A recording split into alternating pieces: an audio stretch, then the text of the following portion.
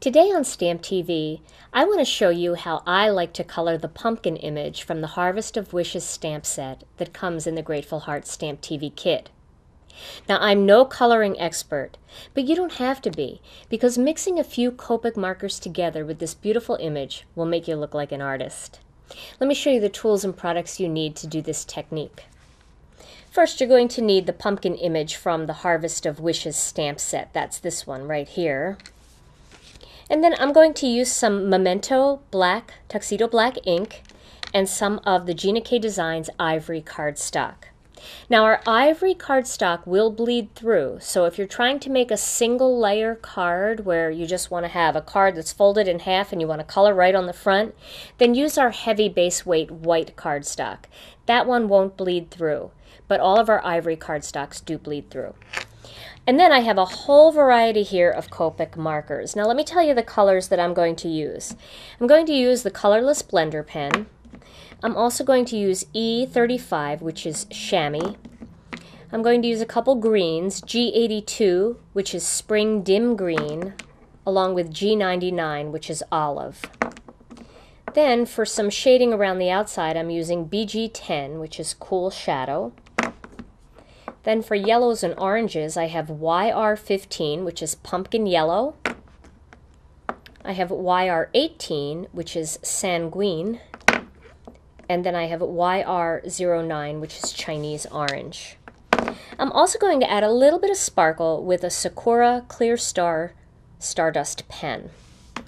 So I'm going to start by using some of this tuxedo black ink on this particular pumpkin image. Now many of you use the Gina Designs black onyx ink with Copic markers, and that works really well. I find that if you heat set it, it works a little bit better, but since most of you already have this particular ink for Copic markers, we're going to use this one. So I'm going to stamp that right here onto this piece of ivory cardstock. So there is the image. Now I'm going to start off with some yellow, and I'm going to use the YR15, which is the pumpkin yellow. I'm going to use the brush tip end. Now you'll see I have a variety of markers. I have some that have the brush tip, which are the sketch markers, or some of you have the chow markers and they have the brush tip. And then I also have the markers that are the original markers. They're just the standard Copic marker, and they don't have a brush tip. They just have a chisel end and a fine tip. Either way, you can mix all Copic markers together, so you'll see me doing that now. So I'm going to start by adding some yellow, just kind of right in the center of that one, and then just along the side of that wedge. So those two wedges, I've added a little bit of yellow. I'm going to put this marker aside. Now I'm going to add some orange, and I'm going to use this lighter orange, the sanguine. I'm going to color along the edge right here. I'm going to color some of this. And I'm going to color down this side.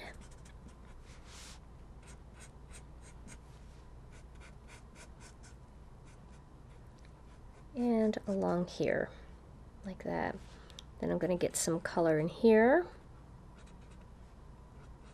and around there. Now you see how I went outside the lines there? That's okay, because if you have a Copic colorless blender pen, you can magically erase just by running over that area with the colorless blender pen. It just makes that little mark just start to disappear. So over time that will start to lighten up and it'll eventually be gone. Plus we're going to highlight around the outside, so I'm not too worried about that. Now I have the darker orange, the YR09, which is Chinese orange, and I'm going to fill in some of these other areas that I missed. And I'm going to go over again that same area that I just did up in the top of the pumpkin. And I'm going to come down along the side and get some of that vibrant orange in there. I'm going to add a little bit of that vibrant orange into here as well.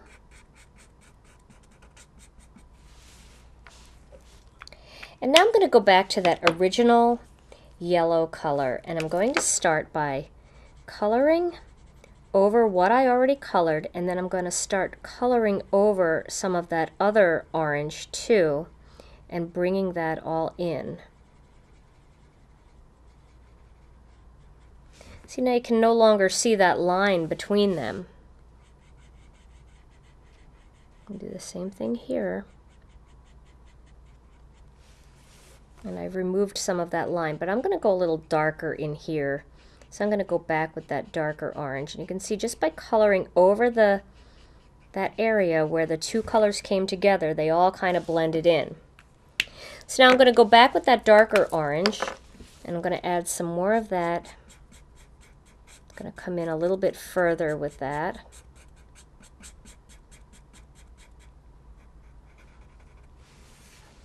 And then, once again, I'm going to go back with that yellow and blend some of that together.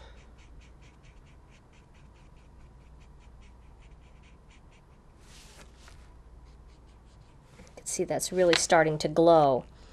Now you can add a little bit of brown in there too, in some of the darker areas, like right along the side,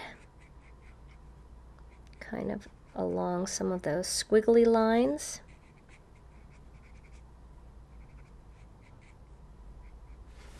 And you can bring some down a little bit like that. I'm just bringing that down into those shaded areas. The shaded areas really help, because wherever you see a shaded area, you can bring some of that darker color. Now you can see it's really starting to glow. And because that marker was kind of wet, I don't need to do a whole lot of blending. I can add a little bit more of that orange in there if I want to.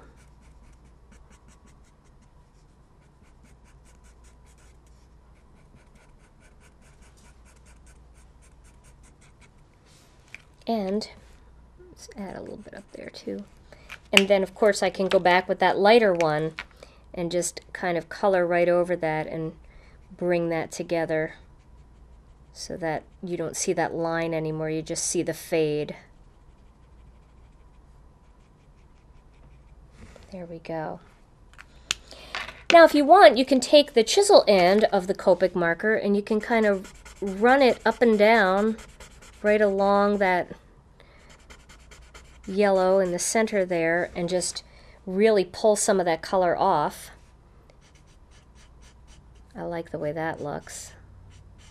Kind of really makes it glow more.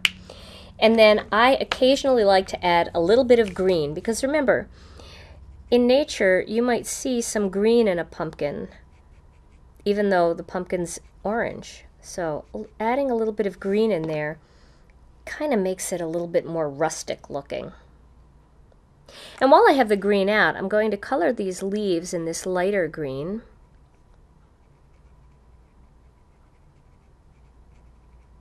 Just color plain without any blending.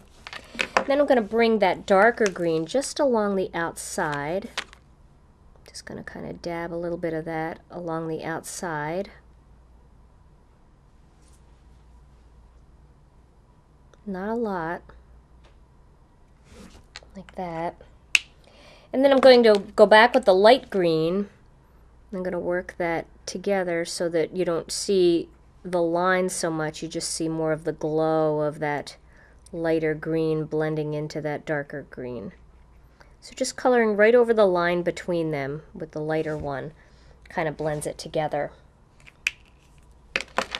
We'll go back with that brown, which is the E35, the chamois, and we'll add some brown into the stem here of this pumpkin. And then one of my favorite things to do is to add, well, I'll add a little bit of brown down here, and then to add shading around the outside. So I'm going to do that with the BG10, that cool shadow. And I'm actually just going to draw a line right around the outside of the whole pumpkin.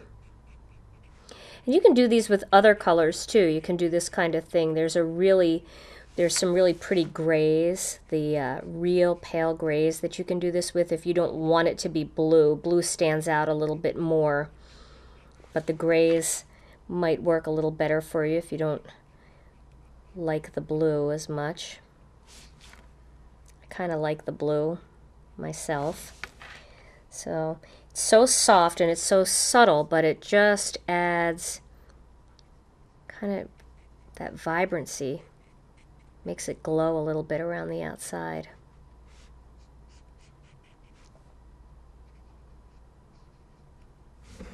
See how pretty that is. Now you can add a little bit of glitter to it.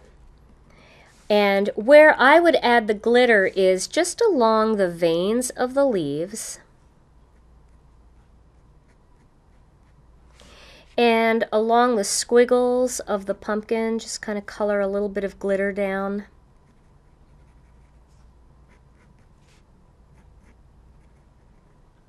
Anywhere you see little hand-drawn lines, you can add a little bit of glitter in there. And so there's my finished pumpkin. Now I want to show you my finished card project that I made using this pumpkin.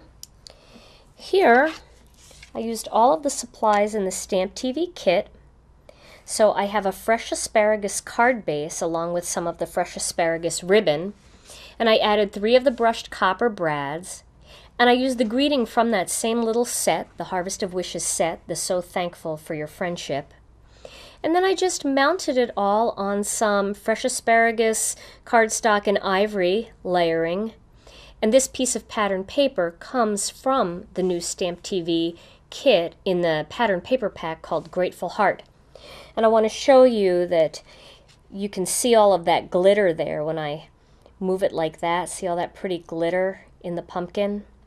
Well, in real life, that's a real sparkler, so that really does pop out at you, and you can really see it in real life.